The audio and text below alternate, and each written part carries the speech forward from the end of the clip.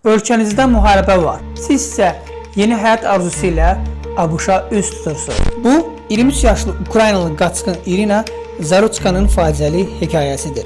O müharibədən xilas olub ABŞ-da yeni həyat qurmaq istəyirdi. Karolina ştatının Şarlota şəhərində işdən çıxıb evə qayıdarkən metroya minir. Lakin o anda həyatının ən dəhşətli anı yaşandı. 34 yaşlı bir şəxs heç bir səbəb olmadan ona hücum etdi.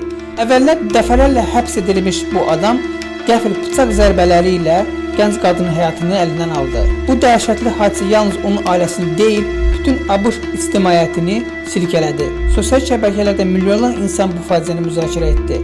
Bu bir daha göstərir ki, təhlükəsizlik hər kəsin haqqıdır. Heç bir günahsız insan heç bir yerdə sadəcə təsadüfən metroya mindiyi üçün həyatını itirməməlidir. Odur ki, əziz Azərbaycanlılar, istər Azərbaycanda, istər xaricdə çalışaraq diqqətli olaq.